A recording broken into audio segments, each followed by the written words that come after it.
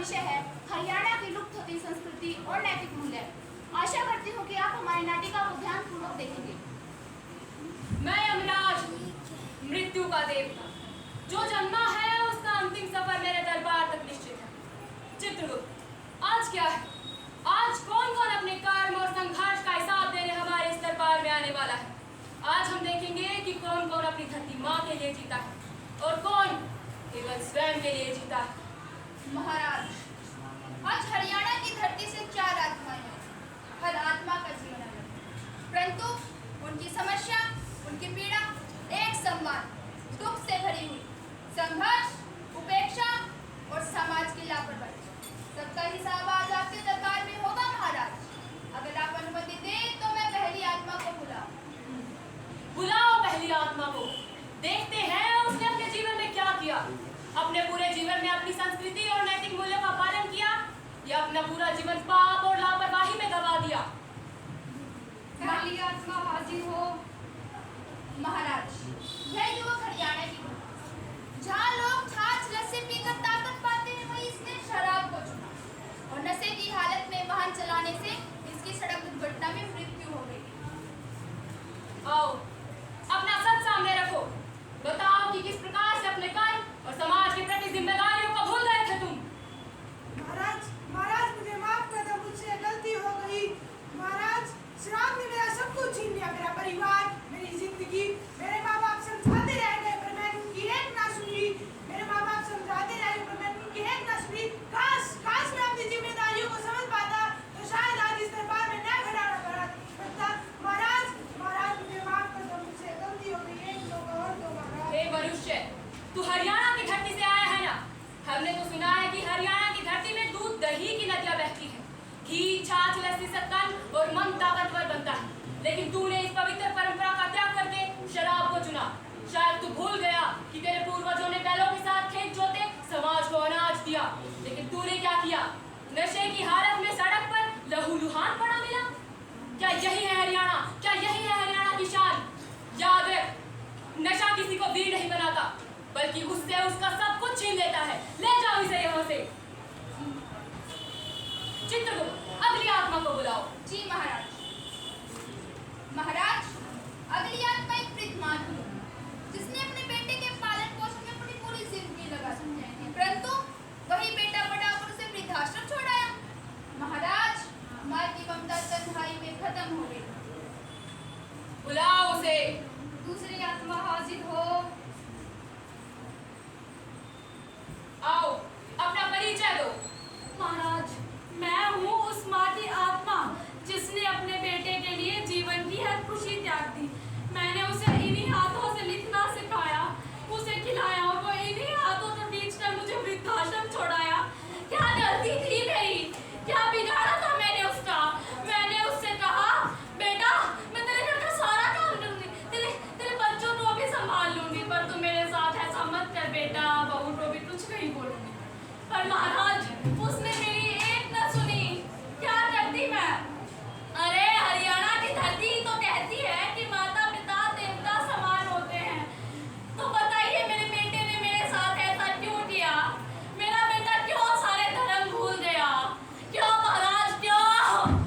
इस माँ की आत्मा जिसकी पीड़ा हरियाणा की धरती और संस्कृति को झकझोर रही है, जिसने जन्म दिया, जिसने अपने पुत्र के लिए सारी खुशियों का त्याग कर दिया और वो बेटा इन्हें अकेला छोड़ गया। धिक्कार है ऐसे बेटे पर। ऐसा बेटा, ऐसा इंसान समाज में सम्मान के लायक नहीं कहलाएगा।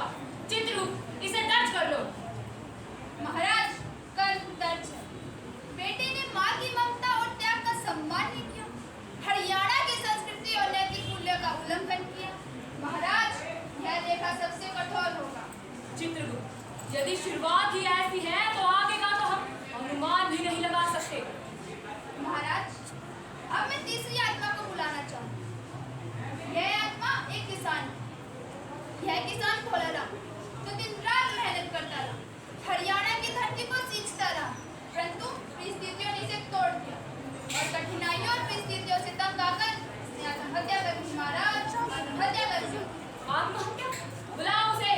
तीसरी आत्मा हाजिर हो। आओ, बताओ अपने बारे में। क्यों तुमने आत्महत्या जैसे निर्णय को इतनी सरलता से अपना लिया? मैं भोला राम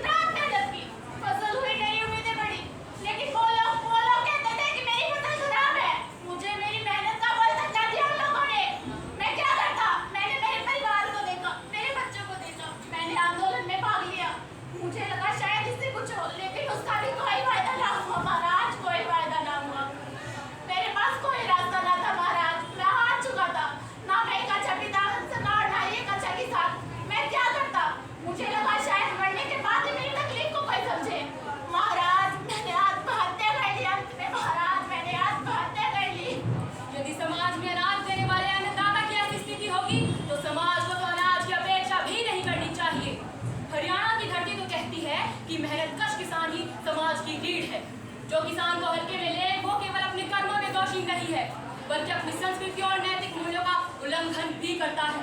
चित्रगुप्त, इसे दर्ज करो। जो समाज में किसान की अनदेखी करेगा उसे नरक भोगना होगा। लेकिन एक बात तुम भी जान लो, तुमने आत्महत्या जैसे निर्णय को अपना लिया।